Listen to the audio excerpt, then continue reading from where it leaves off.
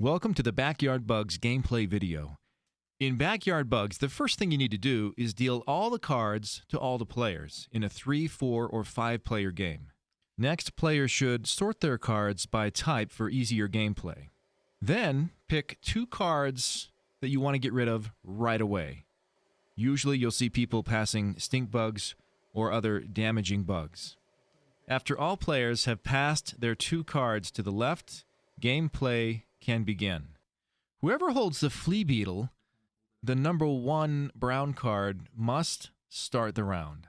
Other players must follow color if they can. If they can't, they can play any card they wish.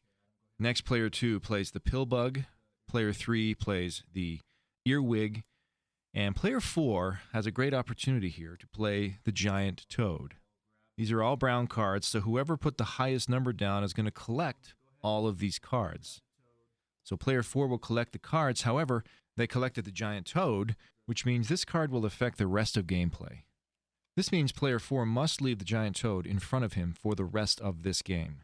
Player 4 collected the cards, so player 4 must lead the next round. Player 4 will lead with the number 3 stink bug.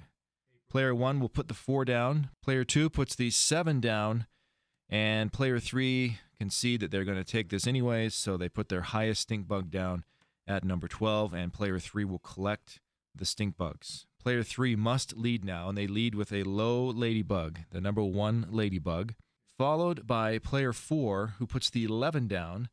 Player 1 puts the 3 down, player 2 puts the 5 down.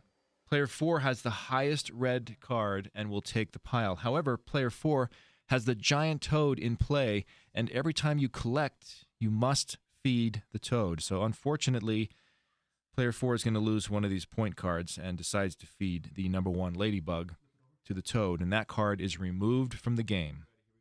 Player 4 must lead and leads with the number 11 brown card, the spider. Player 1 follows with the number 6 moth. Player 2 has no more brown cards available. So now they can play any color they wish, and of course decides to get rid of an ugly stink bug, the number 9 stink bug. Finally, player 3 puts down the undesirable slug. So player 4 again has to collect because they have the highest card in the color that was led. So they collect it, and again the giant toad must be fed. And in this case, it's pretty beneficial. Player 4 will decide to feed the spider to the toad, and now the spider is removed from gameplay and will not affect his collection at the end of the game. Play continues until every player has played all cards. In a 3 or 5-player game, some players may be left with an extra card, and that goes immediately into their collection. After all cards have been played, the scoring round begins. The first thing that needs to happen is bugs need to eat. We call this the damage phase of the scoring round. There's 3 damaging bugs that must eat in a specific order, and you can see that by the rank on their card. First, the mantis, which is rank 13, then the spider, which has a rank of 11, and finally the centipede, which has a rank of 10. So these 3 cards are going to do their damage first in order. Player 2 has the mantis, and that bug is going to eat first, which removes 3 bugs out of their collection. So in this case, player 2 is going to decide to feed the mantis, the flea beetle, one of the stink bugs, and since katydids score in pairs, they'll go ahead and feed the katydid to the mantis, since it's not going to give them any points anyways. That leaves them with 2 ladybugs. The spider will go next. However, the spider was eliminated during gameplay by the giant toad. It's not on the table right now, so we'll skip the spider and go right to the 3rd damaging bug, the most devastating one of all, the centipede. Player 1 has the centipede, which eliminates 7 bugs. You got to be careful with this card. In this case, player 1's not in too much trouble. They've got 6 stink bugs. Go ahead and feed those 6 stink bugs to the centipede. Now, here's an interesting tactic, because we have a ladybug that's worth 2 points, and we have katydids, which score in pairs, 1 point per pair. So we have 1 point in katydids and 2 points in ladybugs. So you think, well, we'll feed one of the katydids to the centipede. However, we're going to go ahead and feed the ladybug to the centipede, which leaves us with 3 katydids. When katydids are by themselves in your collection, they're worth 1 point apiece. So now we have 3 points here. The next thing that has to happen after those 3 bugs have their lunch is whoever holds the locust can now trade. Player 3 has the locust card. The locust says that I can trade any one of my cards for any one of another player's cards, provided that they don't have the pill bug. So player 4, that's who I want to trade with because I want that caterpillar to match with my butterfly to give me that nice bonus. But I can't take the caterpillar because player 4 is protected from the pill bug. So I've got to find someone else to trade with. So I'm going to go ahead and get rid of my stink bug and trade it over to player 2 and take one of their ladybugs. So they got stuck with another stink bug. Player 3 gets another ladybug.